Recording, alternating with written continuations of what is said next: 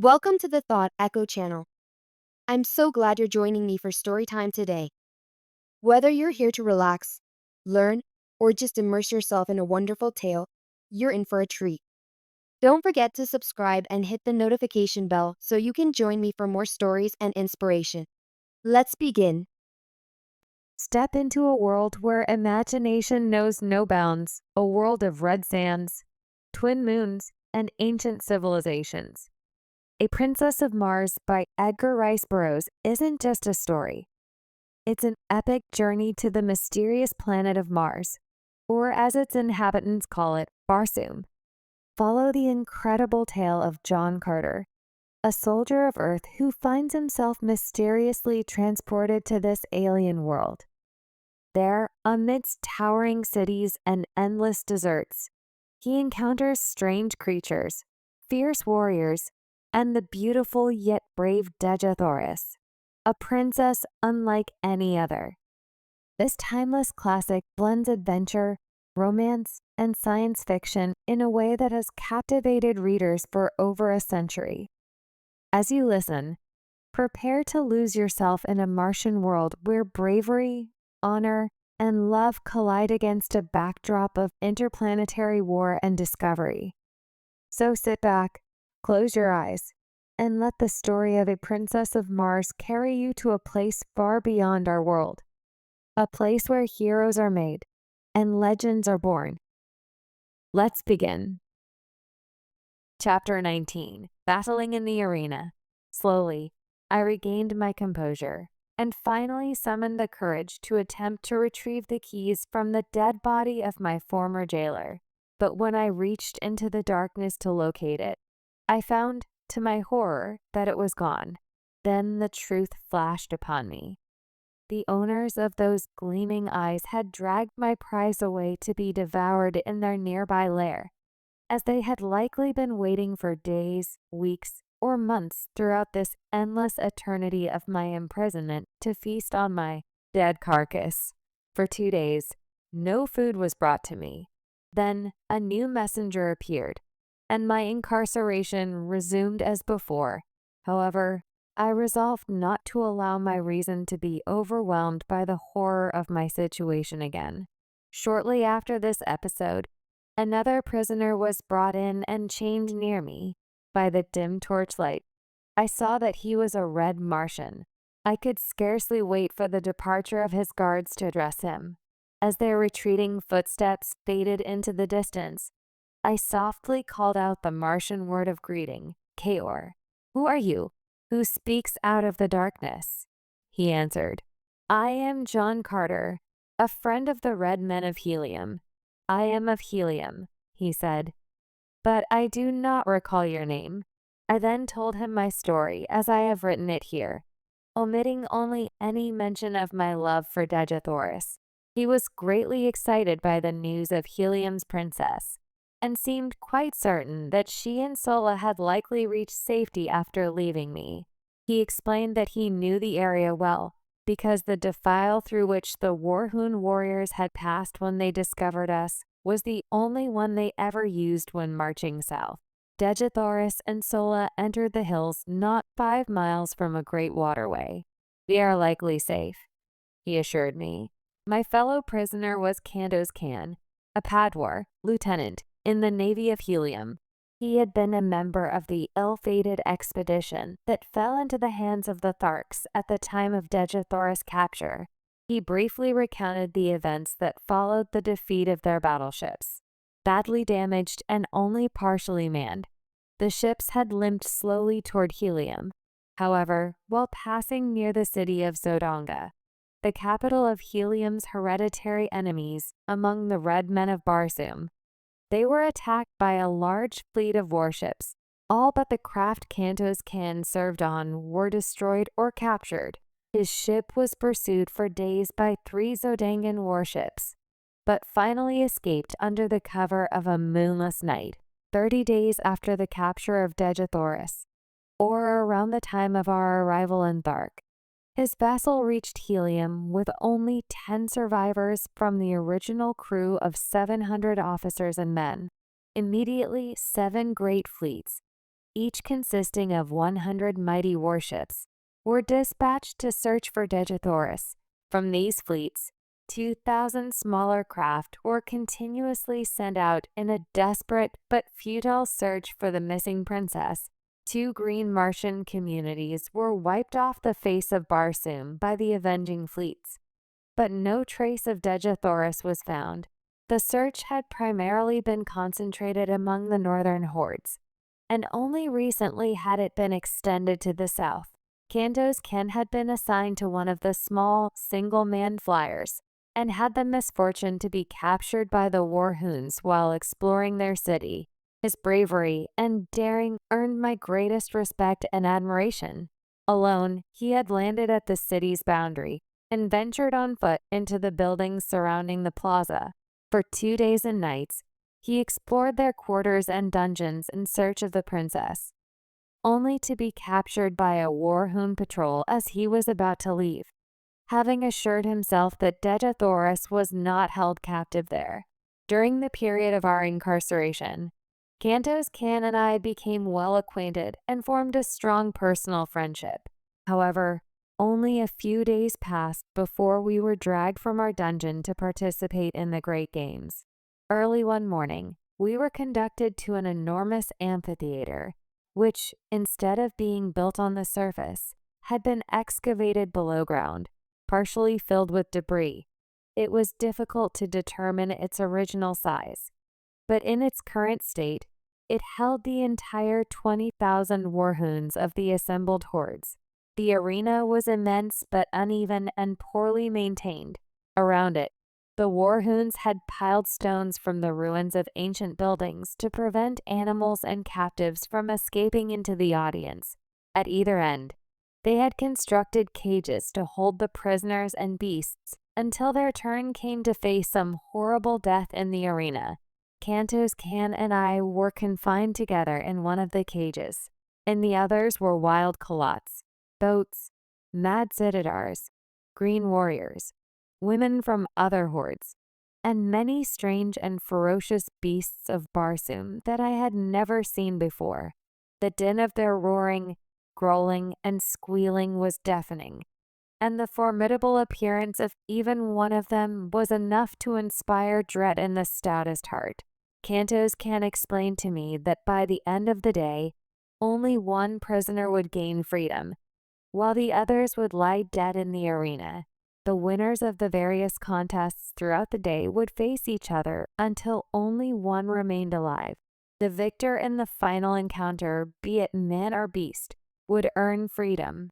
The following morning, the cages would be replenished with a new consignment of victims, and the process would repeat for 10 days of the games. Shortly after we were caged, the amphitheater began to fill. Within an hour, every seat was occupied. Dakova, along with his jets and chieftains, sat at the center of one side of the arena on a large raised platform. At a signal from Dakova, the doors of 2 cages were thrown open, and a dozen green Martian women were driven to the center of the arena.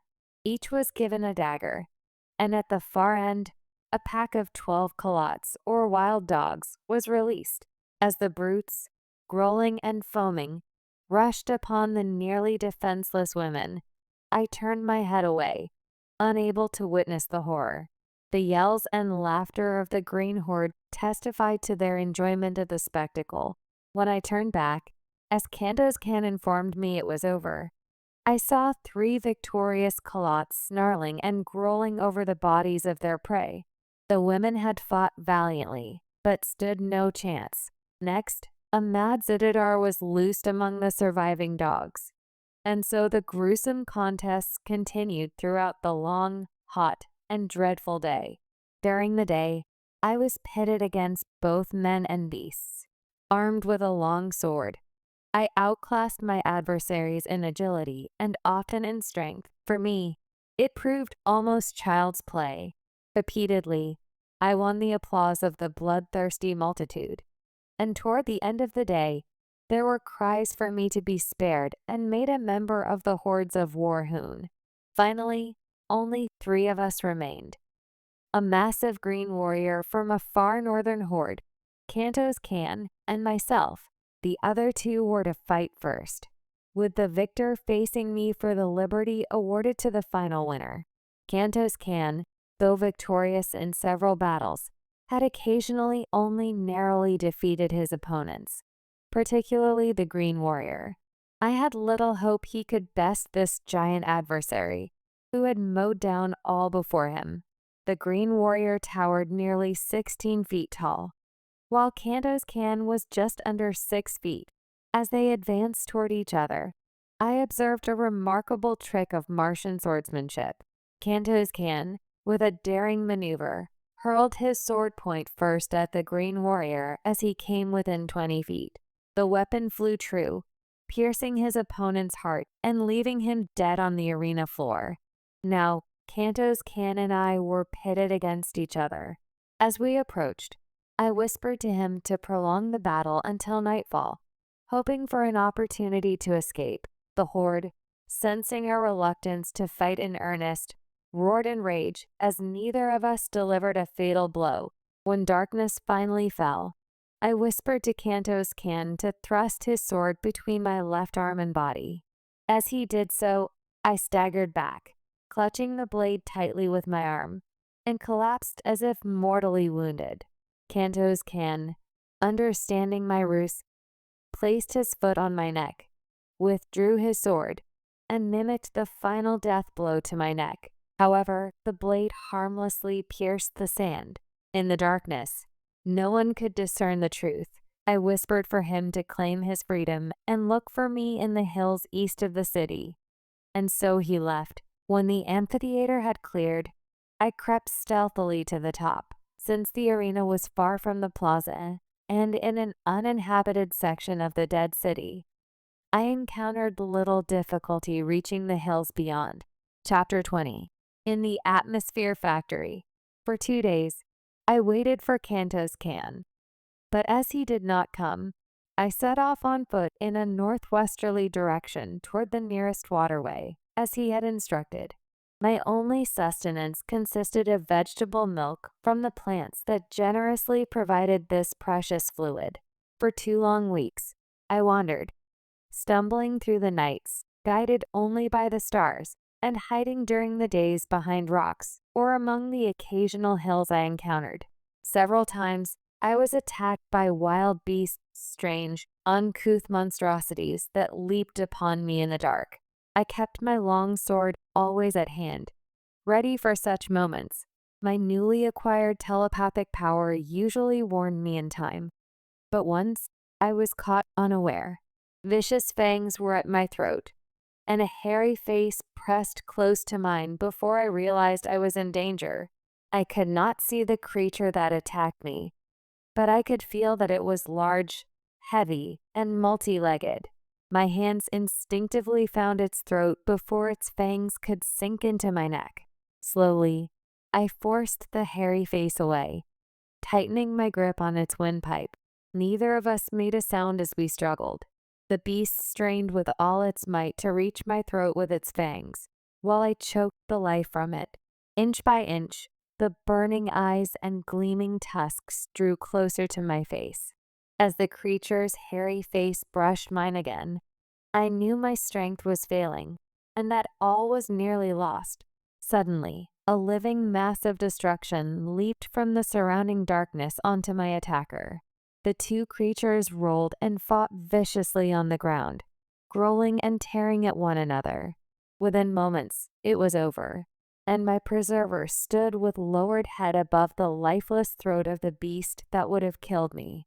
As the nearer moon rose abruptly above the horizon, its light revealed my savior, Woola. How he had found me or where he had come from, I could not guess. That I was grateful for his companionship was beyond question, though my joy was mixed with concern about his absence from Dejathorus. Knowing Woola's unwavering loyalty, I feared that only her death could have driven him away from her side. By the moonlight, I saw that Woola was but a shadow of his former self. When he turned from my caress to devour the carcass of the dead beast, I realized he was half-starved. I, too, was in desperate straits. but I could not bring myself to eat raw flesh, nor did I have the means to make a fire. Once Woola had finished his meal, we resumed our weary, seemingly endless search for the elusive waterway. At daybreak on the 15th day of my quest, I was overjoyed to see the tall trees that marked my destination. By noon, I had dragged myself to the portal of a massive building, covering approximately 4 square miles and towering 200 feet in height. Its mighty walls showed no openings apart from a small door at which I collapsed, exhausted. No signs of life were evident.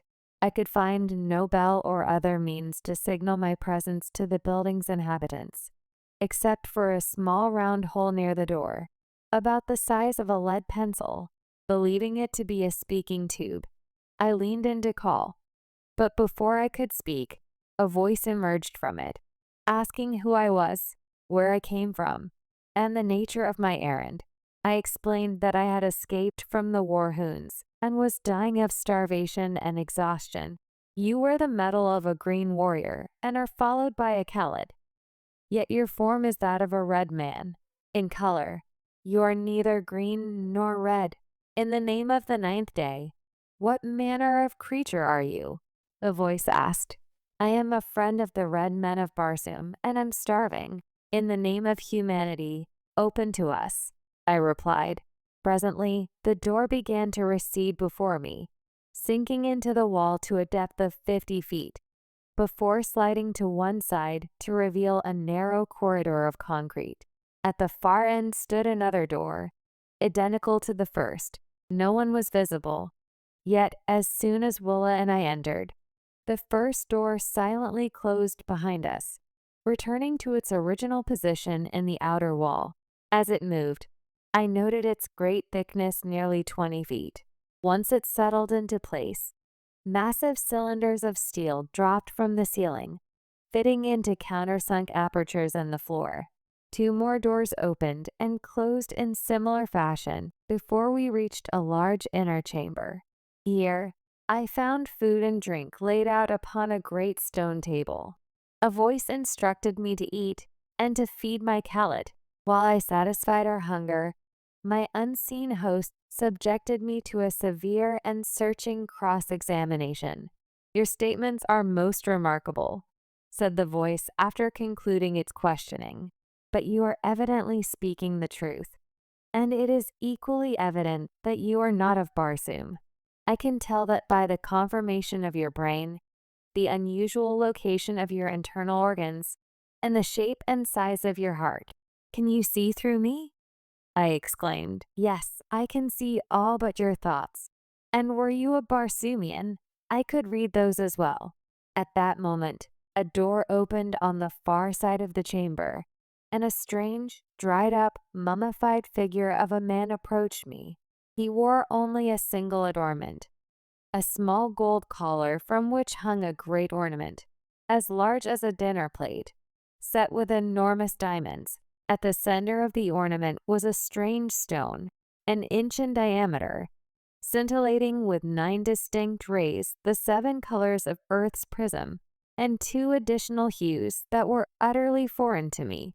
I could not name them, for they were beyond any earthly comparison, yet they were beautiful beyond description. The old man sat with me and spoke for hours.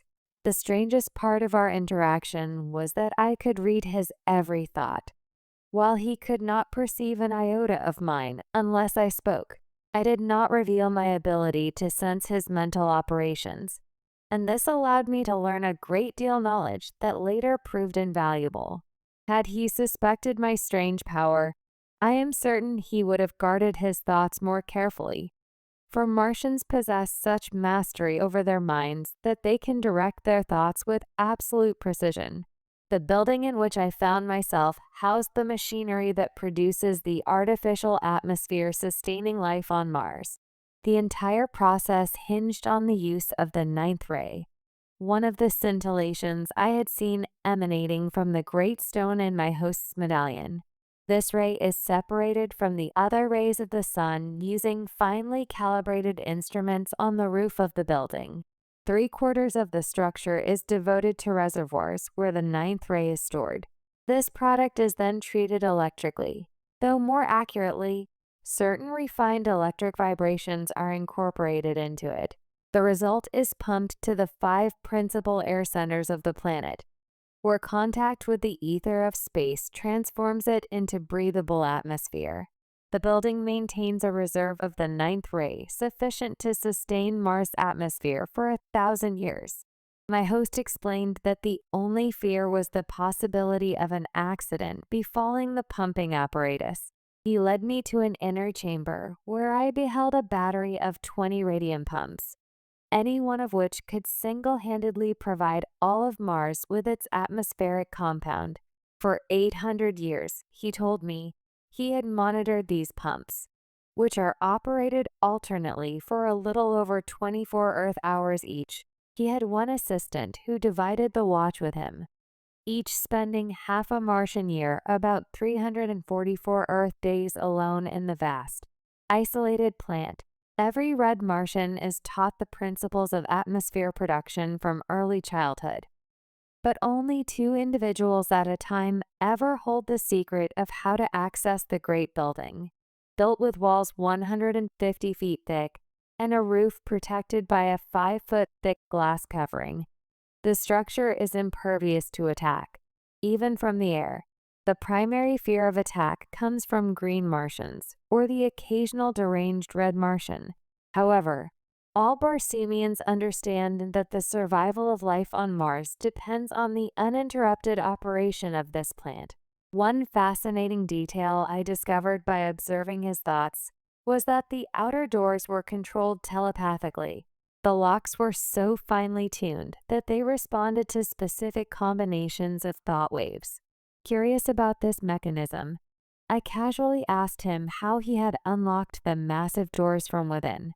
Instantly, I caught 9 distinct Martian sounds flashing in his mind, but they vanished just as quickly as he replied that it was a secret he could not share. From that moment, his demeanor toward me changed subtly. Though his words remained fair, I sensed suspicion and fear in his thoughts, as though he worried he had inadvertently revealed too much. Before I retired for the night, he promised to provide me with a letter to a nearby agricultural officer who would assist me on my way to Zodonga, which he informed me was the nearest Martian city. But be careful not to let anyone know you are bound for helium, he warned. Zodonga is at war with that nation. My assistant and I belong to no country. We serve all Barsoom. This talisman we wear protects us in every land, even among the green men, though we avoid placing ourselves in their hands if we can help it, he added. And so, good night, my friend, he continued. May you have a long and restful sleep. Yes, a long sleep. Though he smiled pleasantly, I perceived in his thoughts the wish that he had never admitted me, followed by a vivid image of himself standing over me in the night, the swift thrust of a long dagger, and the half-formed words, I am sorry, but it is for the best good of Barsoom. As he closed the door of my chamber behind him, his thoughts vanished from my mind, and his image disappeared, which struck me as strange given my limited knowledge of thought transference. What was I to do? How could I escape through these mighty walls? I could easily kill him now that I was forewarned, but if he died, I would lose all chance of escape. Moreover, with the cessation of the atmosphere plant's machinery, I would die along with the rest of the planet's inhabitants, even Degethoris, were she not already dead. For the others, I cared not a snap of my fingers, but the thought of Degethoris extinguished any desire to harm my mistaken host. Cautiously, I opened the door to my chamber, and, followed by Willa, made my way toward the inner of the great doors. A wild scheme had come to me. I would attempt to manipulate the great locks using the 9 thought waves I had read in my host's mind. Stealthily, I crept through corridor after corridor, winding my way down twisting runways that seemed to turn endlessly. Finally, I reached the great hall where I had broken my long fast that morning. Nowhere had I seen my host, nor did I know where he kept himself during the night. I was on the verge of stepping boldly into the room when a faint noise behind me drew me back into the shadows of a nearby recess. Dragging Woola with me, I crouched low in the darkness. Moments later, the old man passed close by, entering the dimly lit chamber I had been about to cross. In his hand, he carried a long, thin dagger, which he was sharpening against a stone. His mind revealed his intention to inspect the radium pumps, a task that would take about 30 minutes, after which he planned to return to my bedchamber and finish me. As soon as he disappeared down the runway leading to the pump room, I stole from my hiding place and crossed to the great door, the innermost of the three that separated me from freedom. Focusing my mind on the massive lock, I sent the 9 thought waves against it. With bated breath, I waited. At last, the great door moved softly toward me and slid quietly aside. One after another, the remaining portals responded to my command, and Willa and I stepped into the darkness, free but little better off than before, save for the fact that our stomachs were full. Hurrying away from the shadows of the formidable structure, I aimed for the first crossroad, intending to reach the central turnpike as quickly as possible. By morning, I had reached it, and entering the first enclosure I came across, I searched for signs of habitation. The buildings I encountered were low, rambling structures of concrete, barred with heavy, impassable doors.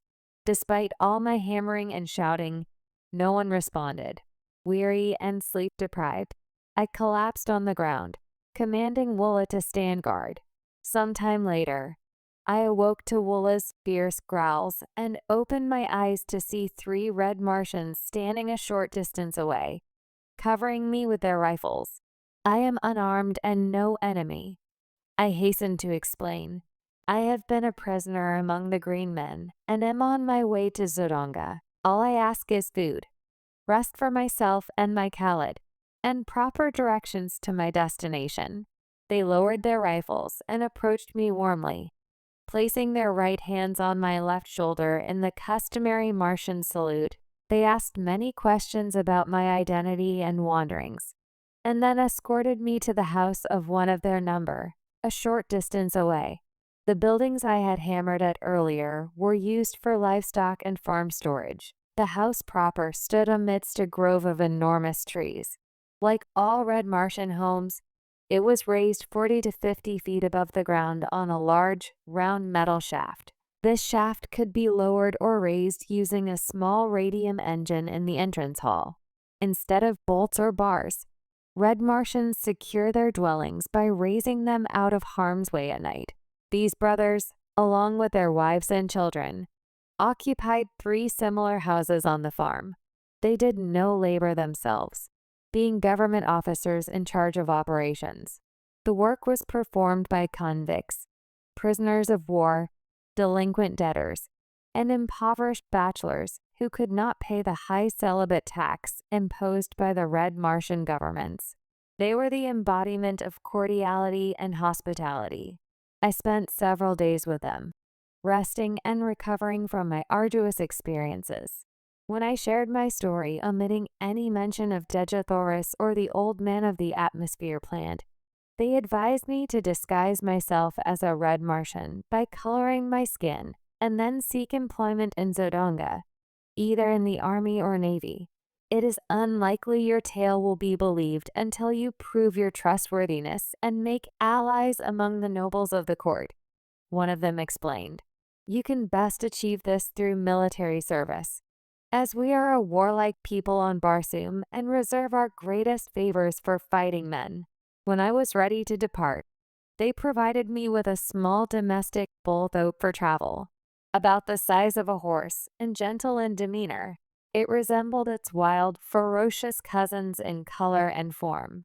They also supplied me with a reddish oil to anoint my skin, cut my hair to Martian fashion square at the back and blonde at the front, and gave me new metal ornaments befitting a Zodangan gentleman of the House of Petor, their family name.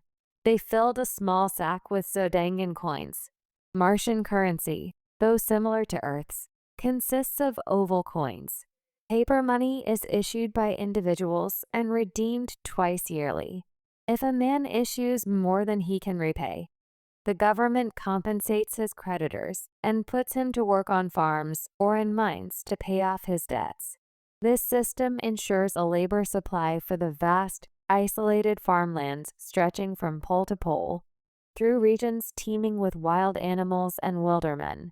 When I expressed concern about repaying their kindness, they assured me I would have ample opportunity if I survived long on Barsoom. With heartfelt farewells, they watched as I set off down the wide, red turnpike. Chapter 21. An Air Scout for Zodanga. As I proceeded on my journey toward Zodanga, many strange and interesting sights captured my attention. At several farmhouses where I stopped, I learned a number of new and instructive things about the methods and manners of Barsoom. The water that supplies the farms of Mars is collected in immense underground reservoirs at the poles, fed by the melting ice caps, and pumped through long conduits to various populated centers.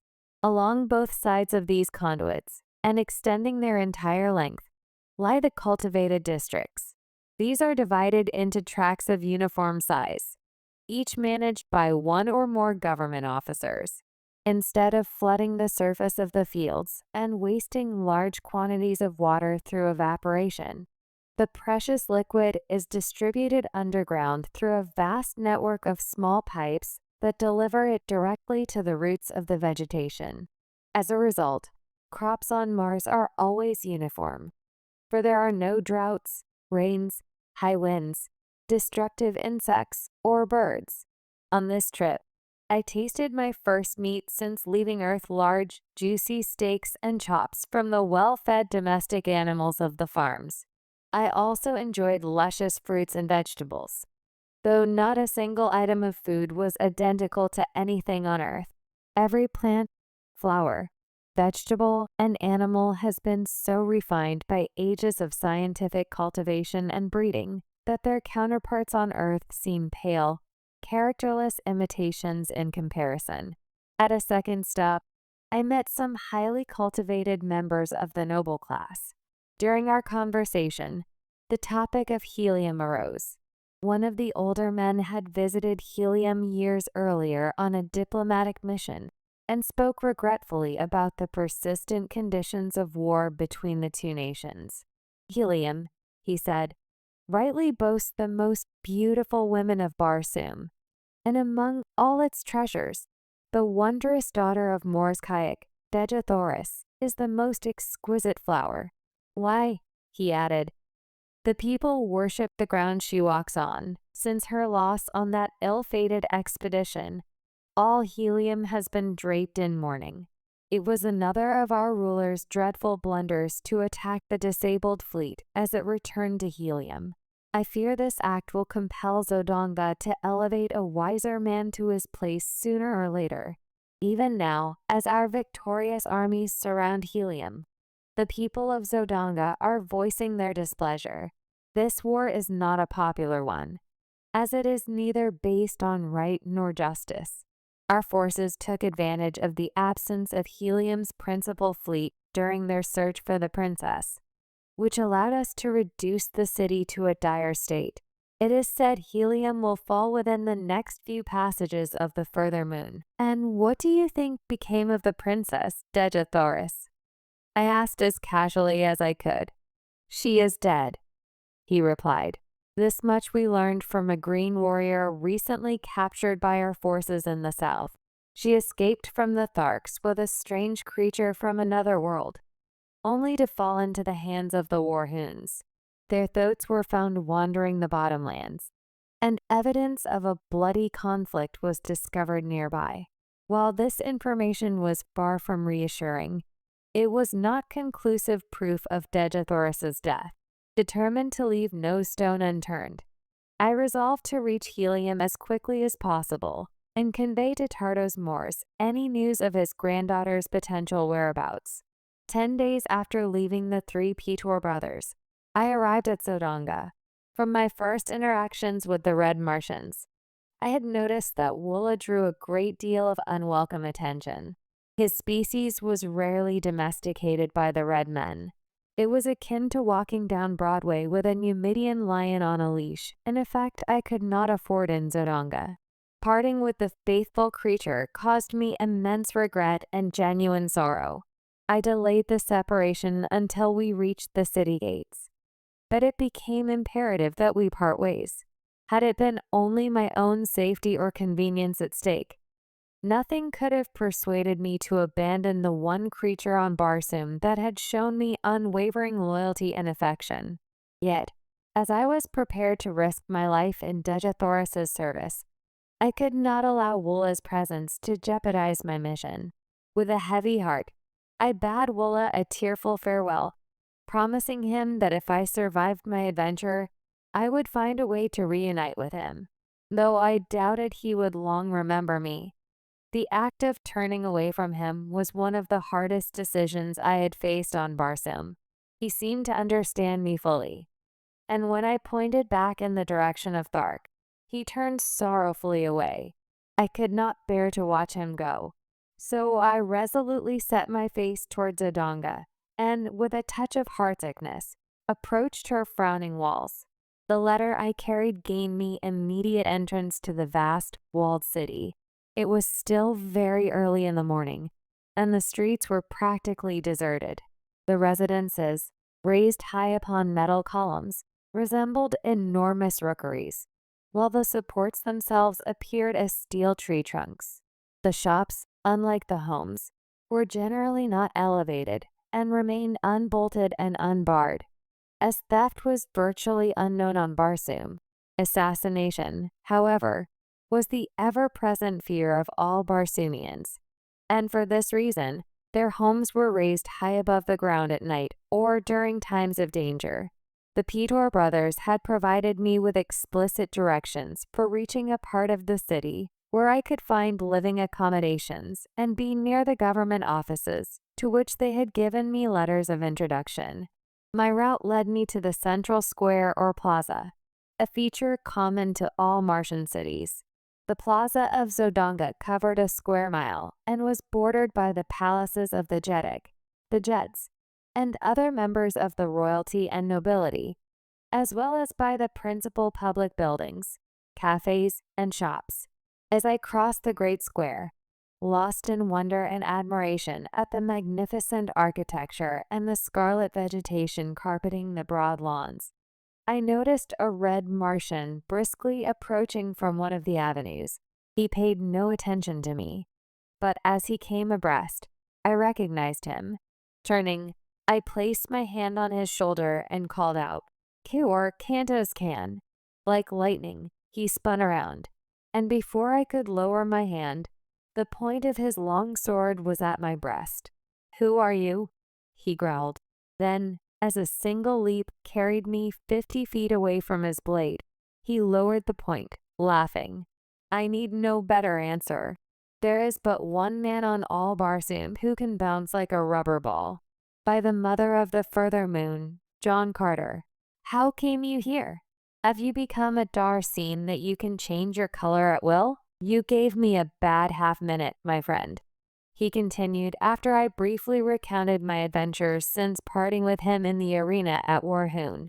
Were my name or city known to the Zodangans, I would soon find myself sitting on the banks of the lost Sea of Chorus with my departed ancestors. I am here in the service of Tardos Morse, Jeddak of Helium, seeking the whereabouts of Dejathorus, our princess. Sabthan, Prince of Zodonga, has her hidden in the city and has fallen madly in love with her. His father, Benkosis, Jeddak of Zodonga, has made her voluntary marriage to his son the price of peace between our countries. But Tardos Morse refuses. He has declared he would rather see her dead than wedded to any man against her will, and he would prefer Helium engulfed in flames to joining the house of Helium with that of Benkosis. His reply has only heightened his people's love for him, though it has enraged the Zodangans. I have been here 3 days, Kanto's Kan continued, but I have not yet found where Dejathoris is imprisoned. Today I joined the Zodangan Navy as an air scout, hoping to gain the confidence of Sabben, who commands this division. From him, I aim to learn where Dejathoris is being held. I am glad you are here, John Carter, for I know your loyalty to our princess. Together, we should accomplish much. By now, the plaza was filling with people going about their daily activities. Shops were opening, and the cafes were bustling with early patrons. Kanto's Kan led me to one of these elaborate establishments, where we were served entirely by mechanical apparatus.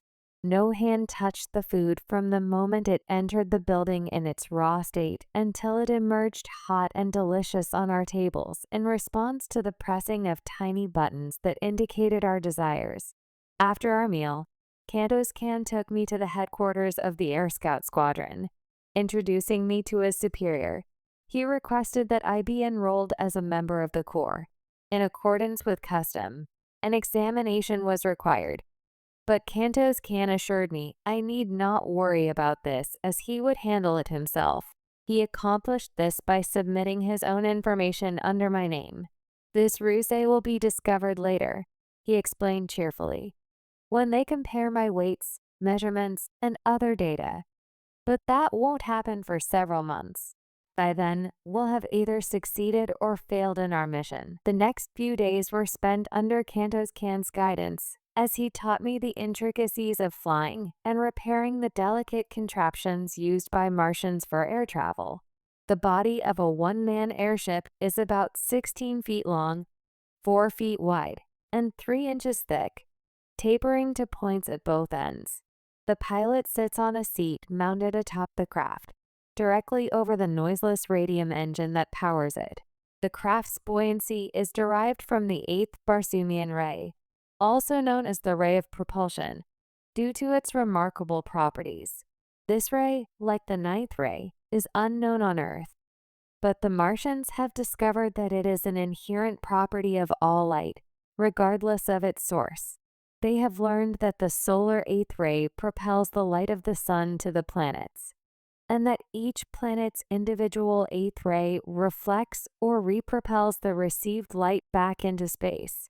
The solar 8th ray would otherwise be absorbed by Barsoom's surface, but the Barsoomian 8th ray, constantly streaming outward, provides a force of repulsion against gravity. When confined, it can lift enormous weights from the ground. This ray has enabled the Martians to perfect aviation, allowing battleships far heavier than anything on Earth to glide gracefully through the thin Barsoomian air, as lightly as toy balloons in Earth's atmosphere. During the early years of this discovery, many accidents occurred before the Martians learned to measure and control the ray's immense power. One notable incident, some 900 years earlier, involved the first great battleship constructed with 8th ray reservoirs.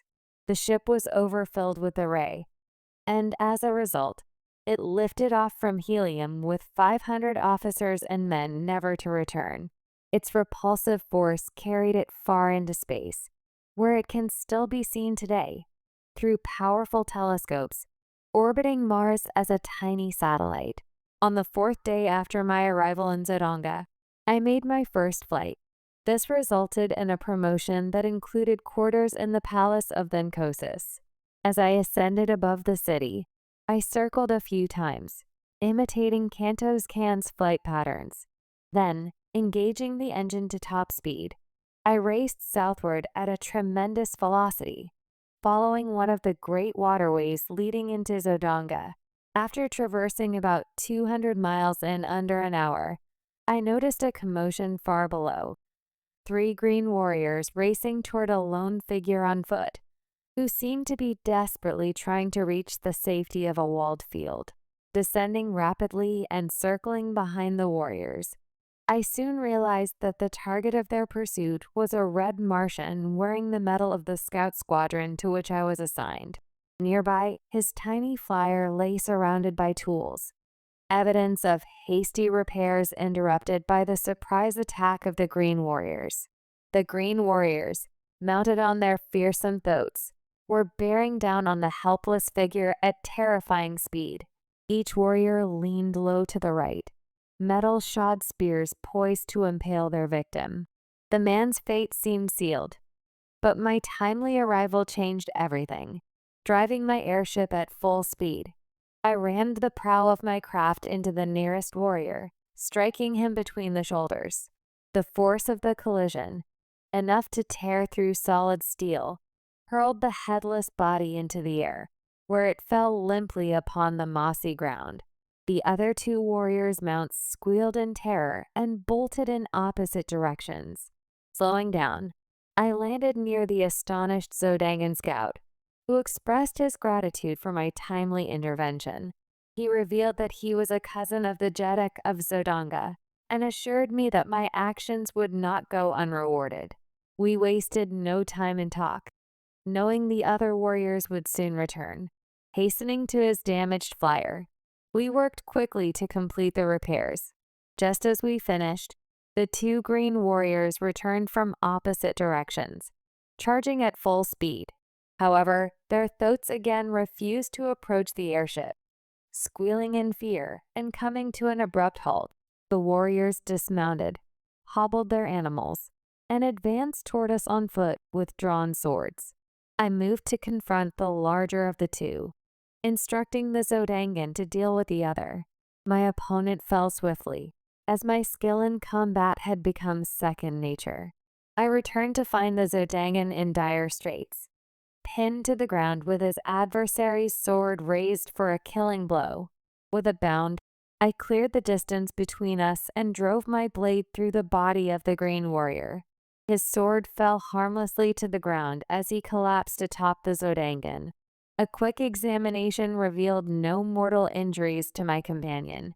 After a brief rest, he declared himself fit to pilot his craft back to Zodanga, as these flyers are designed to carry only one person. We completed the repairs and rose into the still, cloudless Martian sky. Flying at great speed, we reached Zodanga without further incident. As we neared the city, we encountered a grand assembly of civilians and troops on the plain before the gates.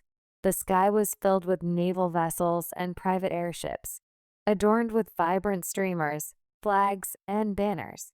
My companion signaled me to slow down and suggested we observe the ceremony, which he explained was to honor individuals for acts of bravery and distinguished service.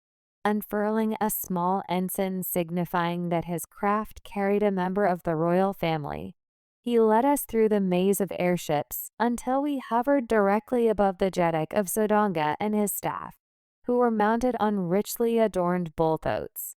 The trappings and ornamentation of the gathering bore a striking resemblance to the feathered regalia of the Native American tribes of my own earth. A member of the staff pointed out my companion to Thenkosis, who motioned for him to descend. While the troops moved into position before the Jeddak, the two conversed earnestly, occasionally glancing up at me. When their conversation ended, the assembly began, and an officer stepped forward to recite the heroic deeds of each honoree before the Jeddak placed a metal ornament on the recipient's arm. After 10 men had been decorated, the officer called out, "John Carter, Air Scout." Never in my life had I been so surprised, but my ingrained military discipline prevailed. Descending my craft lightly to the ground, I advanced on foot, mimicking the actions of those before me. Halting before the officer, I stood as he addressed me in a voice loud enough for all to hear. "In recognition of your remarkable courage and skill in defending the cousin of the Jeddak, Thenkosis, and for single-handedly vanquishing 3 green warriors, it is the pleasure of our Jeddak to confer upon you the mark of his esteem." Thenkosis then approached and placed the ornament upon me, saying, "My cousin has recounted your heroic deeds, which seem nothing short of miraculous. If you can defend a cousin of the Jeddak so admirably, How much better could you defend the Jeddak himself? You are hereby appointed a Padwar of the guards, and will henceforth be quartered in my palace." I thanked him and joined the members of his staff. After the ceremony, I returned my craft to its quarters atop the Air Scout barracks. Accompanied by an orderly from the palace, I reported to the officer in charge of the royal residence. Chapter 22. I find Deja. The major domo to whom I reported had been given instructions to station me near the person of the Jeddak, who, in times of war, is always in great danger of assassination, as the Martian ethic that all is fair in war constitutes the entirety of their code of conflict. He escorted me immediately to the apartment where the Nkosis was located. The ruler was engaged in conversation with his son, Sabben, and several courtiers of his household, and did not notice my entrance. The walls of the apartment were entirely covered with splendid tapestries, concealing any windows or doors they may have hidden. The room was illuminated by imprisoned rays of sunlight held between the true ceiling and what appeared to be a frosted glass false ceiling a few inches below. My guide drew aside one of the tapestries, revealing a passage that encircled the room between the hangings and the walls. He explained that I was to remain hidden within this passage as long as the Nkosis was in the apartment. When the Jeddak left, I was to follow. My sole duty was to guard the ruler while remaining as inconspicuous as possible. I would be relieved after 4 hours. With these instructions, the major domo left me. The tapestries were of a unique weave that gave the illusion of heavy solidity from one side. But from my hiding place, I could see everything occurring within the chamber, as though no curtain intervened. Hardly had I taken my position when the tapestry at the opposite end of the room parted, and 4 soldiers of the guard entered, escorting a female figure. As they approached the Nkosis, the soldiers moved aside, revealing Deja Thoris. Her radiant face glowed with a smile as she stood not 10 feet from me. Sabben, Prince of Zodonga, advanced to meet her, and together they approached the Jeddak. Then Nkosis looked up in surprise, and rising, saluted her. To what strange whim do I owe this visit from the Princess of Helium, who, only 2 days ago, assured me with rare consideration for my pride that she preferred tall Hagis, the green Thark, to my son? Deja Thoris smiled even more brightly, her dimples playing mischievously at the corners of her mouth as she replied, "From the beginning of time on Barsoom, it has been the prerogative of woman to change her mind as she pleases and to dissemble in matters of the heart. Surely you will forgive that, then Nkosis, as has your son. 2 days ago, I was uncertain of his love for me, but now I am sure. I have come to beg you to forget my rash words and to accept the assurance of the Princess of Helium that, when the time comes, she will wed Sabben, Prince of Zodonga." "I am pleased that you have decided so," replied the Nkosis. "It is far from my desire to prolong this war against the people of Helium, and your promise shall be recorded, with a proclamation to my people issued forthwith." "It would be better than Nkosis," interrupted Deja Thoris, "to wait for the end of this war before any proclamation is made. It would seem strange indeed to both my people and yours were the Princess of Helium to pledge herself to her country's enemy amidst hostilities. Can the war not be ended at once?" asked Sabben. "It requires only the word of the Nkosis to bring peace. Say it, my father, and hasten my happiness while ending this unpopular strife. We shall see how the people of Helium respond to the offer of peace," replied the Nkosis. "I shall at least propose it to them." Deja Thoris exchanged a few more words before departing the apartment, still escorted by her guards. Thus was my brief dream of happiness shattered.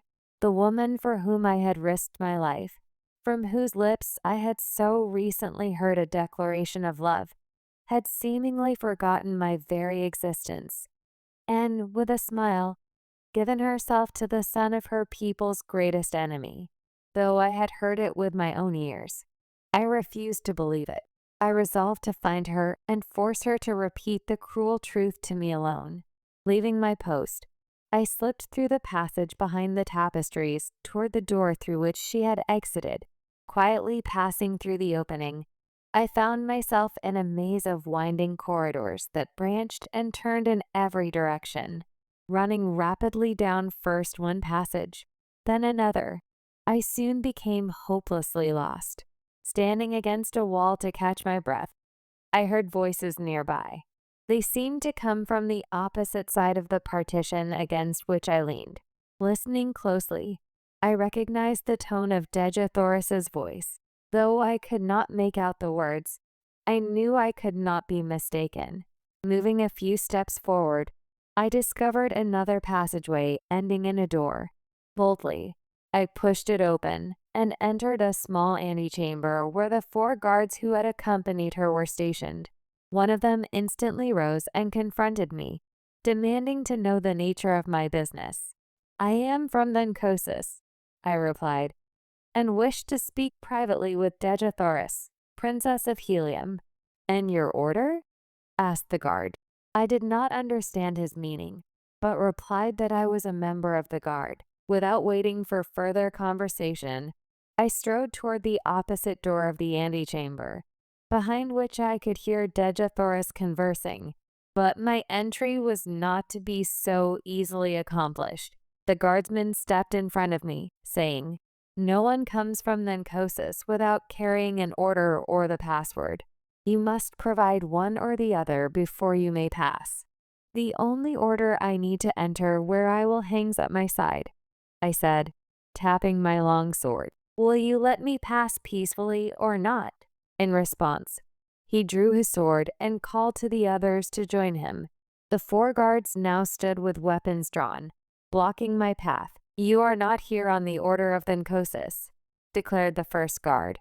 "Not only shall you not enter the Princess of Helium's apartments, but you shall also be escorted back to Thenkosis under guard to explain this unwarranted audacity.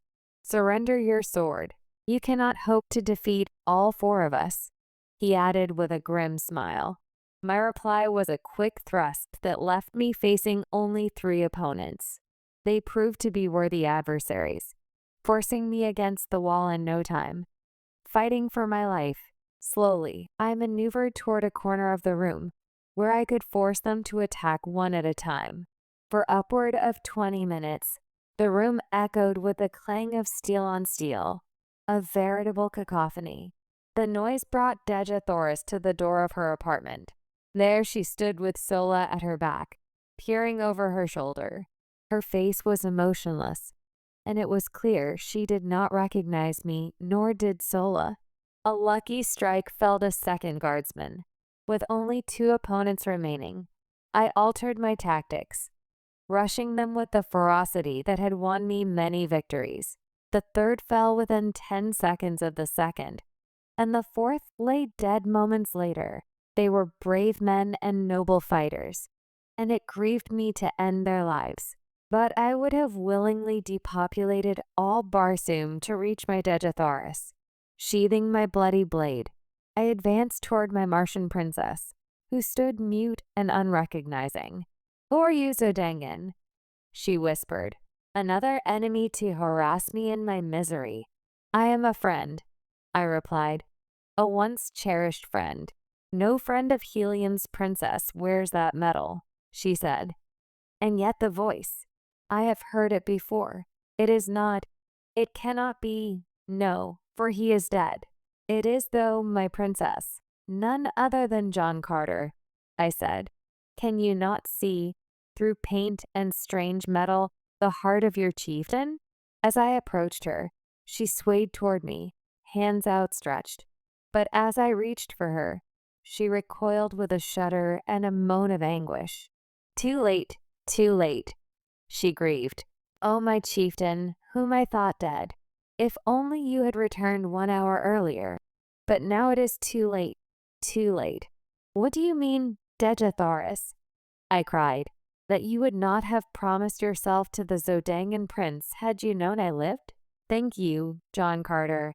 That I could give my heart to you yesterday and to another today? I thought my heart lay buried with your ashes in the pits of Warhoon. And so, today, I have promised my body to another, to save my people from the wrath of a victorious Sodangan army. But I am not dead, my princess. I have come to claim you, and all Zodanga cannot stop me. It is too late, John Carter. My promise is given, and on Barsoom, that is final. The ceremonies to follow are but meaningless formalities. They make the marriage no more certain than a Jedic's funeral procession seals his death. I am as good as married, John Carter. You may no longer call me your princess, nor I you my chieftain. I know little of your customs, Dejethoris, but I do know that I love you. If you meant the words you spoke to me that day as the hordes of Warhoon charged us, then no other man shall ever claim you as his bride. You meant those words then, my princess, and you mean them still. Say that it is true. I meant them, John Carter, she whispered, but I cannot repeat them now, for I have given myself to another. Ah, if only you had known our ways, my friend, she continued, half to herself. The promise would have been yours long months ago, and you could have claimed me before all others. It might have meant the fall of Helium, but I would have given my empire for my Tharkian chief. Then aloud, she said, do you remember the night when you offended me? You called me your princess without having asked my hand, and then you boasted that you had fought for me.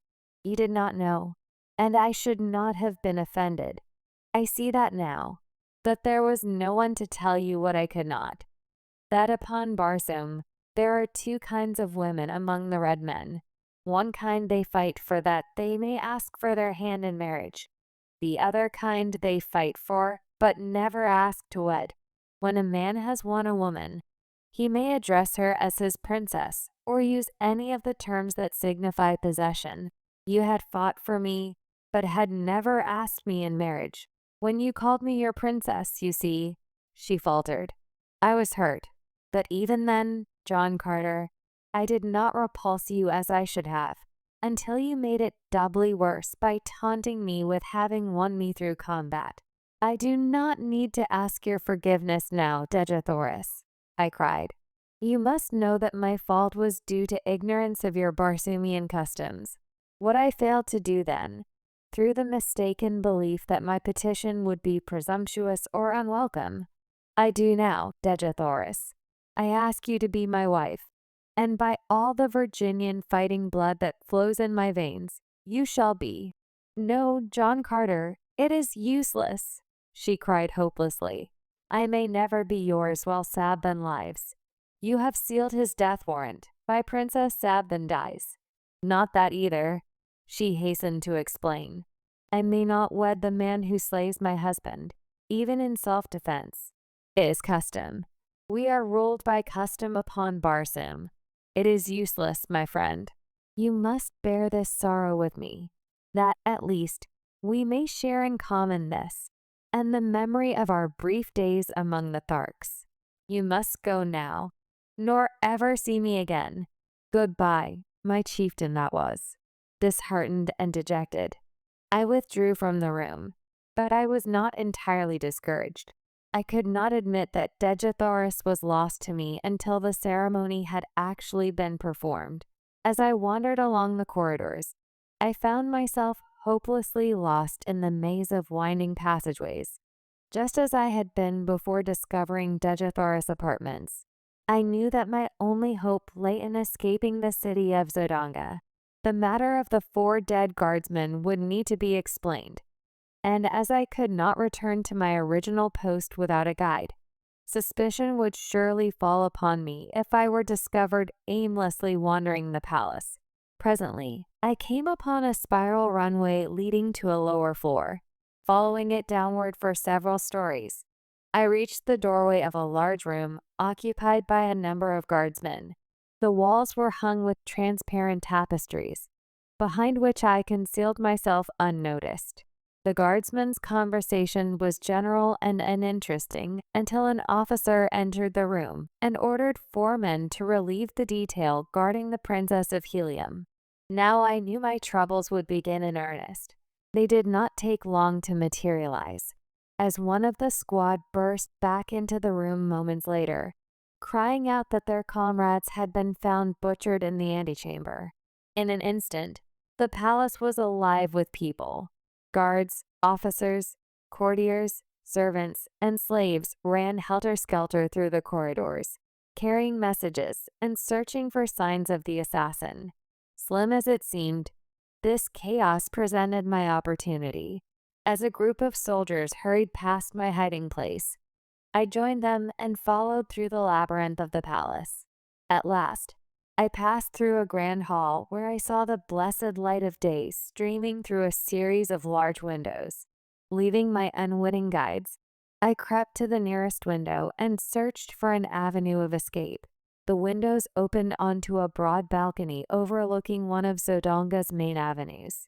The ground was 30 feet below, and about the same distance from the building was a 20-foot-high wall of polished glass, nearly a foot thick.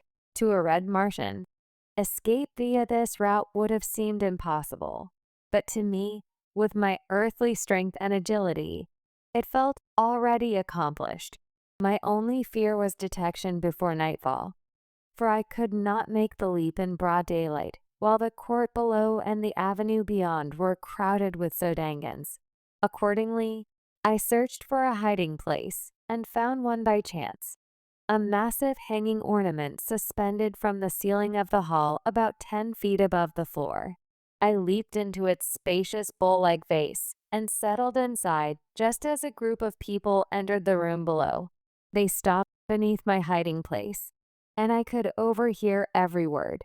"It is the work of Heliumites," said one man. "Yes, O Jeddak, but how could they have accessed the palace?" Another replied, "Even with the utmost care by your guards, a single enemy might reach the inner chambers. But how a force of 6 or 8 fighting men could have done so unnoticed is beyond me. We shall soon know, however, for here comes the royal psychologist." Another man joined the group, offering formal greetings to the ruler before speaking. "O mighty Jeddak, it is a strange tale I read in the dead minds of your guards. They were not felled by a group, but by a single opponent." He paused, letting his announcement sink in. The incredulous murmurs of the group made it clear his statement was barely believed. "What manner of tale is this, Noten?" cried Thenkosis. "It is the truth, my Jeddak," replied the psychologist. "The impressions are strong and clear. Their antagonist was a tall man wearing the medal of Zodonga. His fighting ability was unparalleled. Though he fought alone against the 4 guards, his skill and strength were such that he vanquished them all. The mind of the Princess of Helium, who I have examined and questioned, was a blank to me. She has perfect control, and I could not wrest one iota of information from her. She said that she witnessed a portion of the encounter, and that when she looked, there was but one man engaged with a guardsman, a man whom she did not recognize as having ever seen. "Where is my erstwhile savior?" spoke another of the party, and I recognized the voice of the cousin of Thenkosis, whom I had rescued from the Green Warriors. "By the medal of my first ancestor," he went on.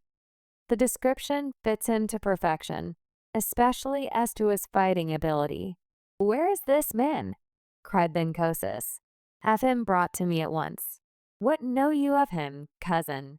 It seems strange to me now that I think upon it that there should have been such a fighting man in Zodonga, of whose name even we were ignorant before today. And his name, too, John Carter. Who ever heard of such a name upon Barsoom? Word was soon brought that I was nowhere to be found, either in the palace or at my former quarters in the barracks of the Air Scout Squadron. Kanto's Ken had been found and questioned, but he knew nothing of my whereabouts. As to my past, he told them he knew as little, having only recently met me during our captivity among the Warhoons. "Keep your eyes on this other one," commanded Thenkosis. "He also is a stranger, and likely as not, they both hail from Helium. Where one is, we shall sooner or later find the other. Quadruple the air patrol, and let every man who leaves the city by air or ground be subjected to the closest scrutiny." Another messenger now entered with word that I was still within the palace walls.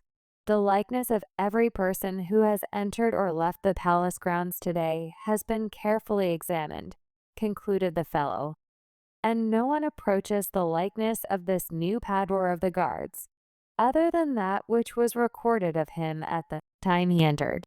"Then we will have him shortly," commented Thenkosis contentedly. "In the meanwhile, we will repair to the apartments of the Princess of Helium and question her in regard to the affair. She may know more than she cared to divulge to you, Noten. Come." They left the hall, and as darkness had fallen without, I slipped lightly from my hiding place and hastened to the balcony. Few were in sight, and choosing a moment when none seemed near, I sprang quickly to the top of the glass wall, and from there to the avenue beyond the palace grounds. Chapter 23. Lost in the Sky. Without effort at concealment, I hastened to the vicinity of our quarters, where I felt sure I should find Kando's can. As I neared the building, I became more cautious, rightly judging that it would be guarded. Several men in civilian metal loitered near the front entrance, while others were stationed at the rear. My only means of reaching the upper story, where our apartments were situated, was through an adjoining building. After considerable maneuvering, I managed to climb onto the roof of a shop several doors away. Leaping from roof to roof, I soon reached an open window in the building where I hoped to find the heliumite. Moments later, I stood in the room before him. He was alone and showed no surprise at my arrival, remarking that he had expected me much earlier, as my tour of duty should have ended some time ago. I realized he was unaware of the events at the palace that day. When I recounted the details, he became animated with excitement. The news that Dejathoris had promised her hand to Sab then filled him with dismay. "It cannot be," he exclaimed. "It is impossible. No man in all Helium would prefer life to the disgrace of seeing our beloved princess sold to the ruling house of Zodanga. She must have lost her mind to agree to such an atrocious bargain. You, who do not fully understand how we of Helium revere our royal family, cannot grasp the horror I feel at such an unholy alliance. What can be done, John Carter?" he continued. "You are a resourceful man. Surely you can think of a way to save Helium from this disgrace." "If I can come within sword's reach of Sab, then," I answered, "I can solve the problem as far as Helium is concerned. But for personal reasons, I would prefer another to strike the blow that frees Dejathoris." Kantos eyed me narrowly before speaking. "You love her," he said. "Does she know?" "She knows Kantos can, but she repels me only because she is promised to Sab Ben." The splendid fellow sprang to his feet and, grasping my shoulder, raised his sword high. Had the choice been left to me, I could not have selected a more fitting mate for the fairest princess of Barsoom. Here is my hand upon your shoulder, John Carter, and my word that Sab then shall meet the point of my sword for the sake of my love for Helium, for Dejathoris, and for you. This very night, I will seek his quarters in the palace." "How?" I asked. "The palace is heavily guarded, and the skies are patrolled by a quadruple force."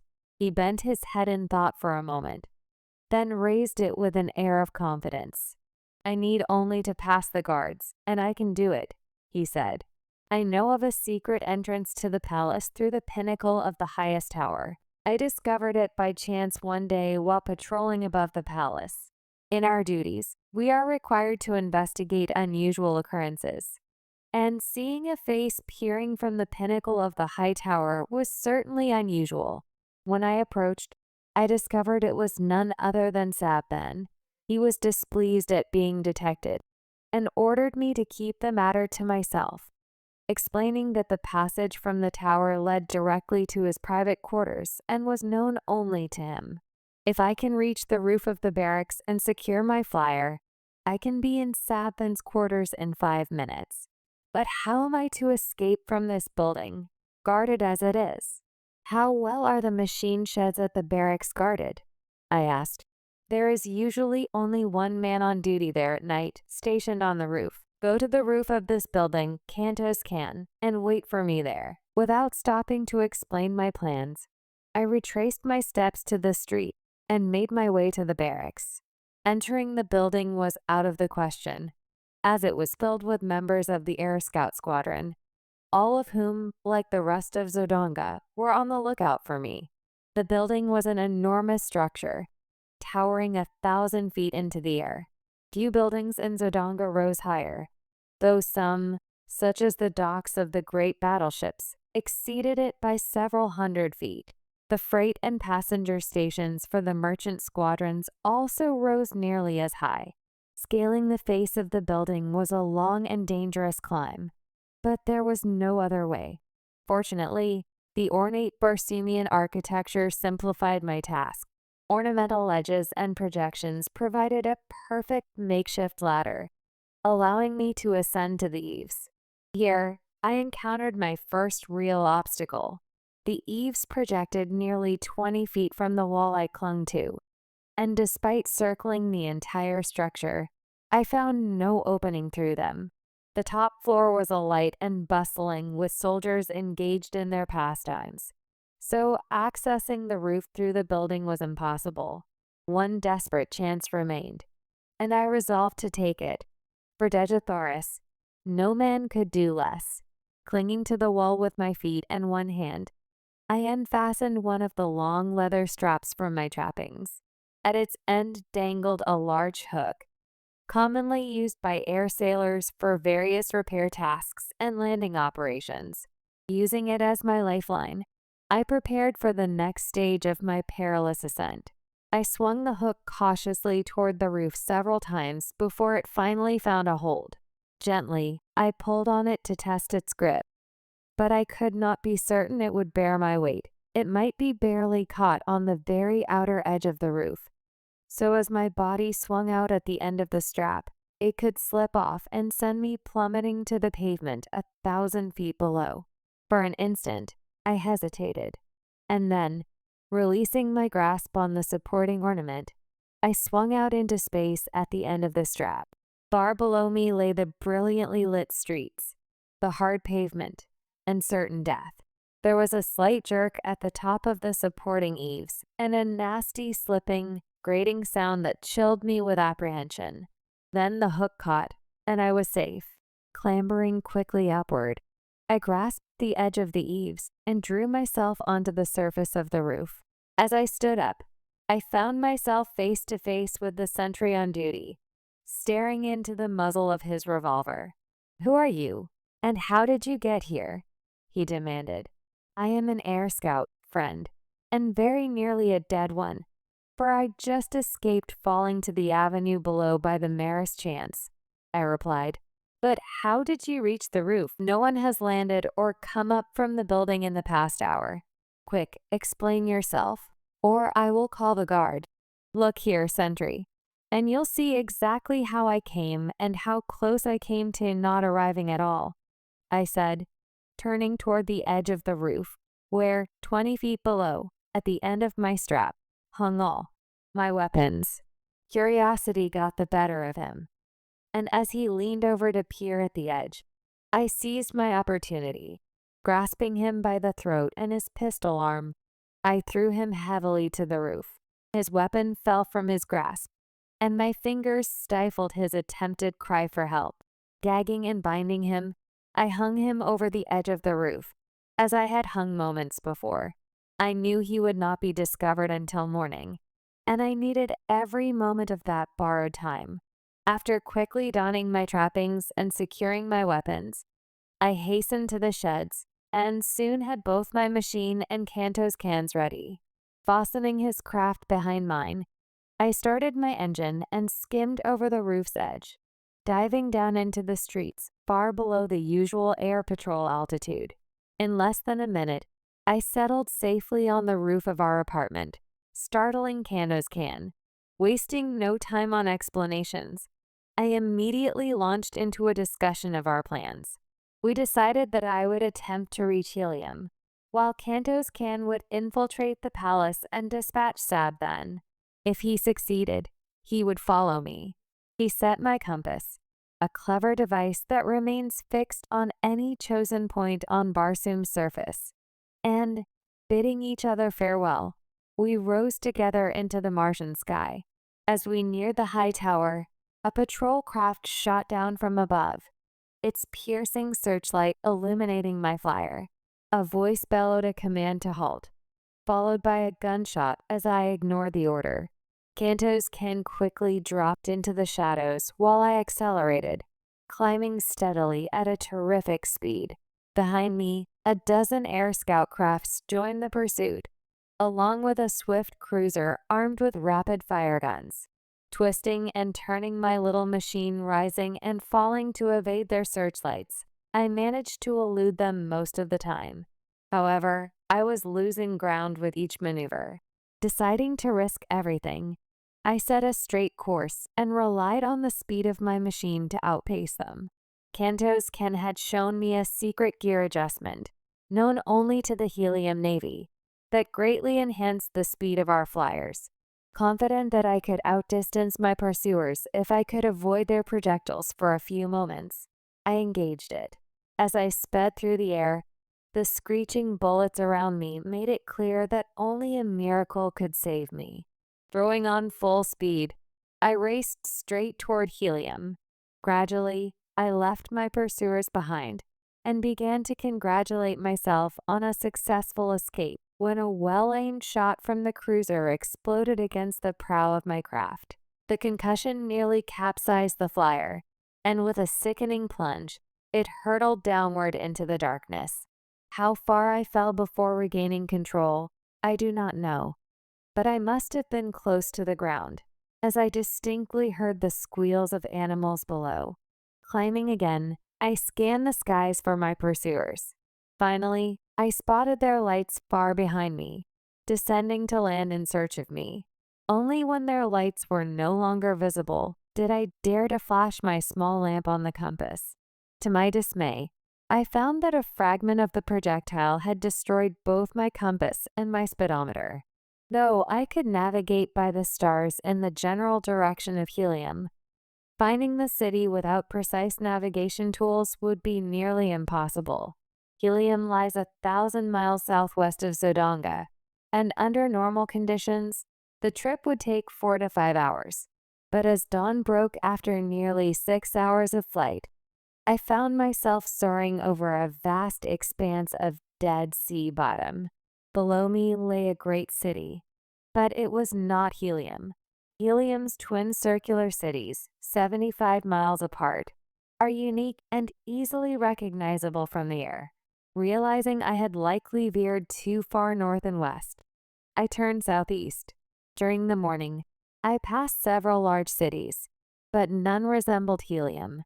In addition to its twin city layout, Helium is distinguished by 2 immense towers, one vivid scarlet and the other bright yellow, each nearly a mile high, rising from the center of its respective city. Chapter 24. Tars Tarkas finds a friend. About noon, I passed low over a great dead city of ancient Mars.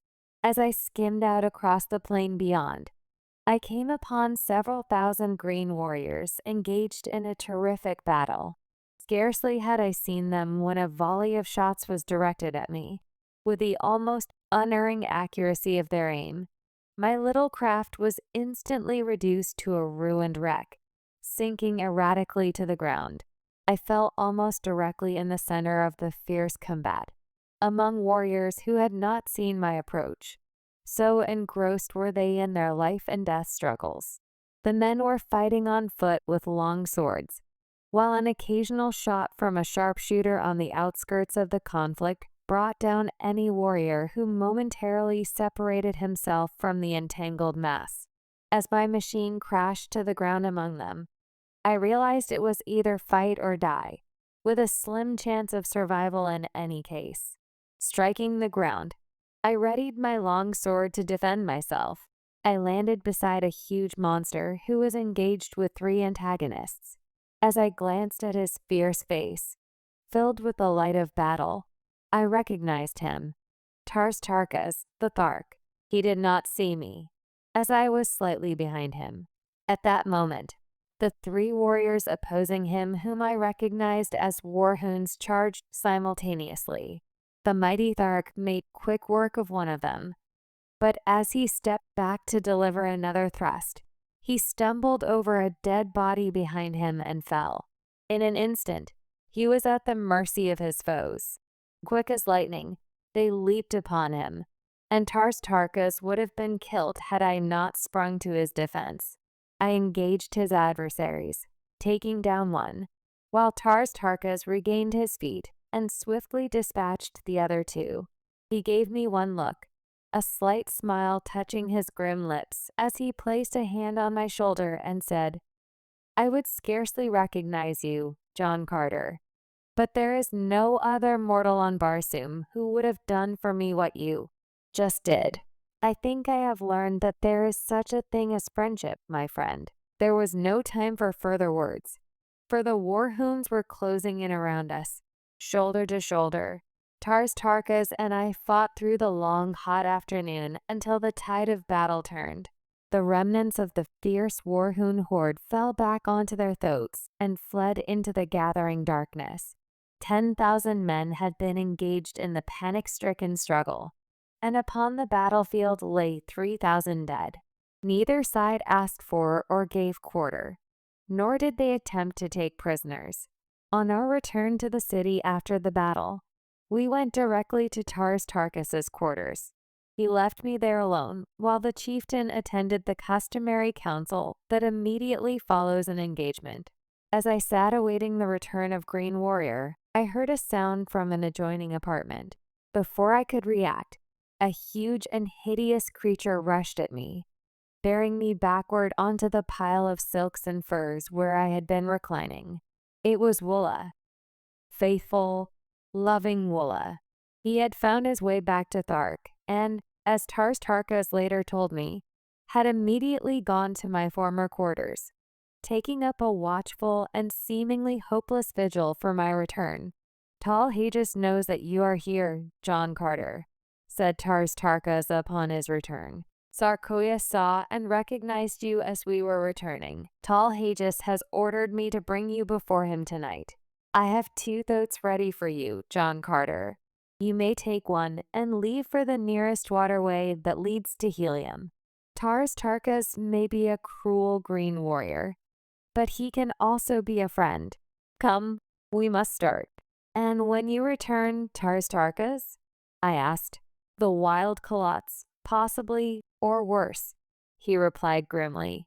"Unless I should chance to have the opportunity I have long awaited, to battle with Tal Hages. We will stay, Tarkas, and see Tal Hages tonight. You shall not sacrifice yourself. And perhaps tonight you will have that chance you have waited for." He objected strenuously, warning me of Tal Hages's wild fits of passion at the mere mention of the blow I had dealt him. If Tal Hages laid hands on me, I would face the most horrible tortures. As we ate, I repeated to Tarkas the story Sola had told me during our march to Thark. He said little, but the great muscles of his face worked in anger and agony at the recollection of the horrors inflicted on the only being he had ever loved in his cold, cruel existence. He no longer protested when I suggested going before Tal Hages. Instead, he expressed a wish to speak with Sarkoya first. At his request, I accompanied him to her quarters.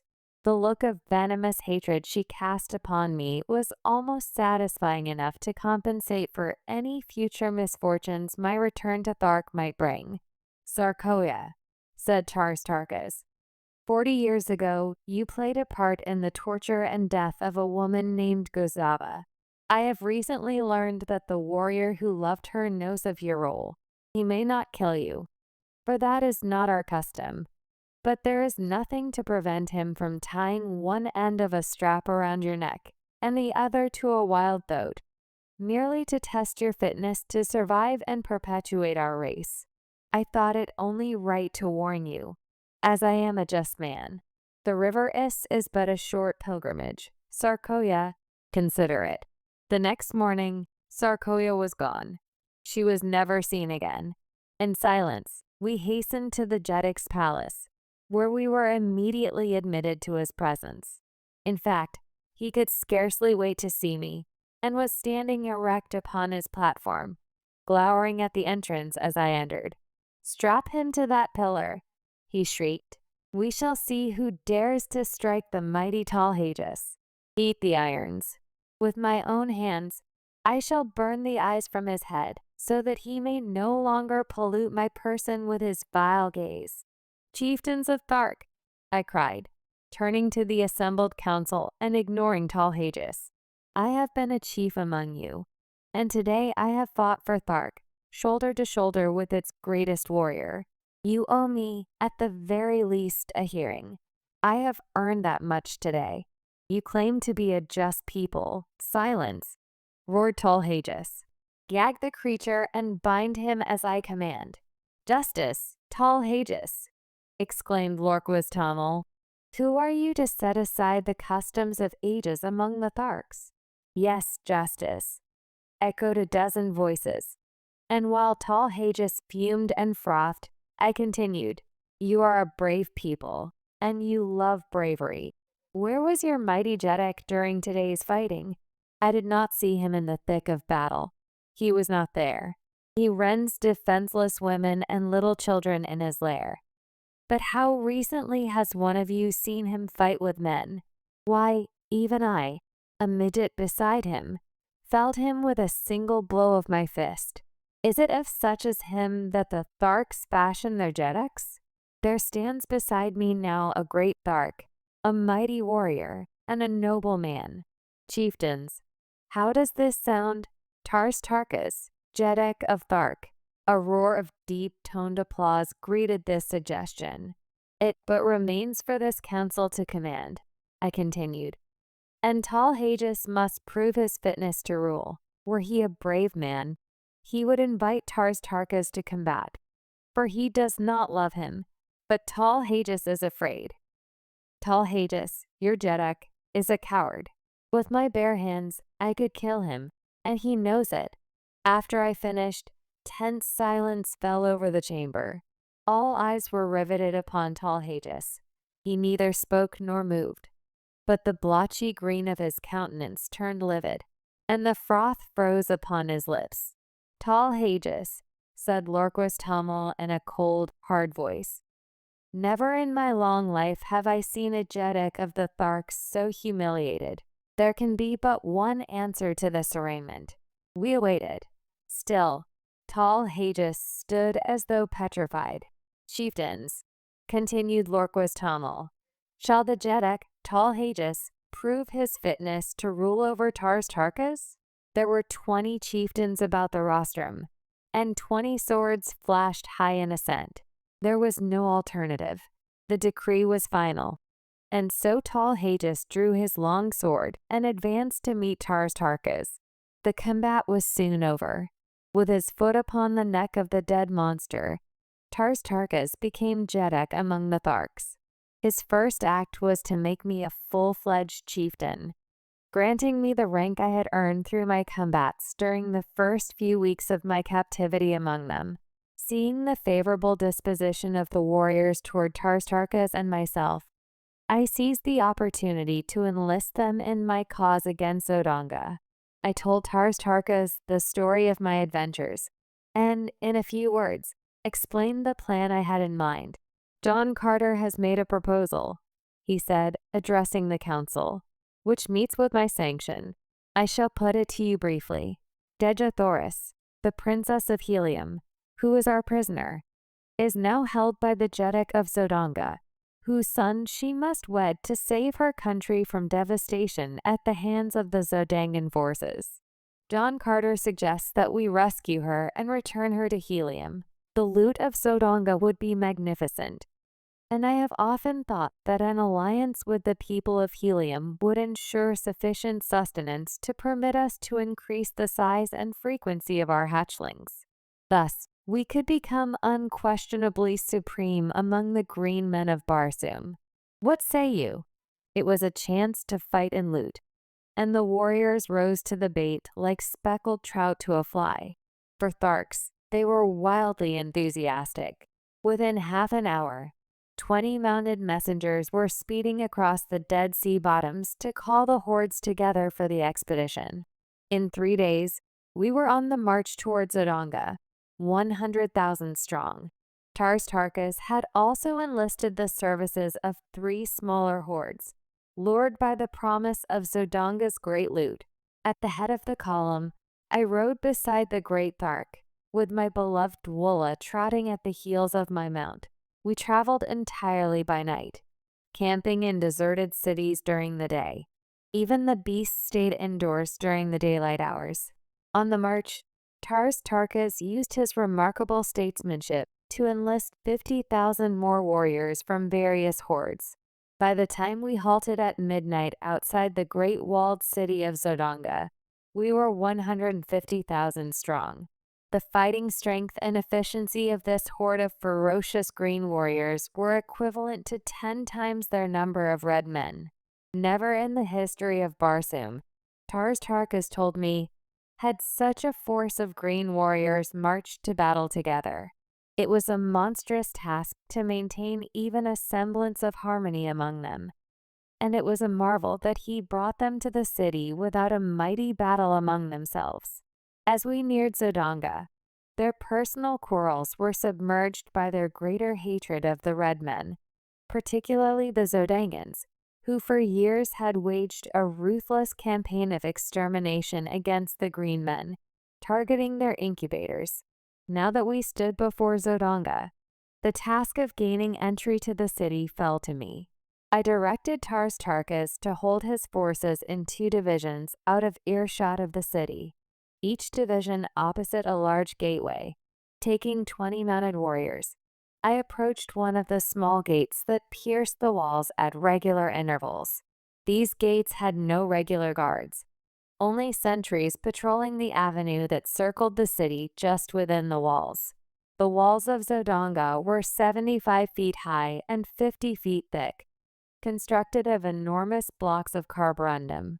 The task of entering the city seemed impossible to my escort of green warriors, who were from one of the smaller hordes and did not know me.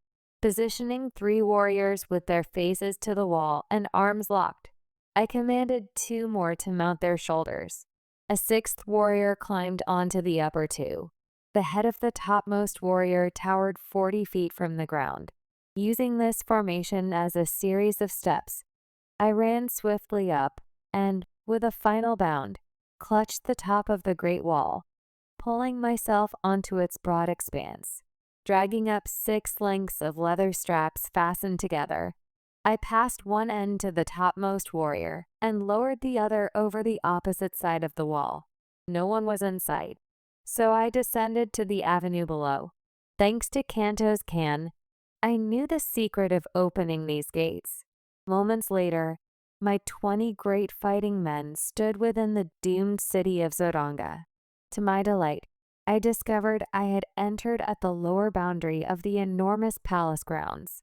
Seeing the building glowing gloriously in the distance, I decided to lead a detachment directly into the palace, while the remainder of the horde attacked the barracks. Dispatching 1 warrior to Tars Tarkas for 50 Tharks with word of my intentions, I ordered 10 warriors to capture and open one of the great gates. With the remaining 9, I took the other. We worked quietly, no shots were fired, and no general advance was made until I reached the palace with my 50 Tharks. The plan worked perfectly. The sentries we met were silently dispatched, and the guards at both gates followed them into the next world. Thank you so much for joining me today and listening to the story. I hope you enjoyed it as much as I enjoyed sharing it with you.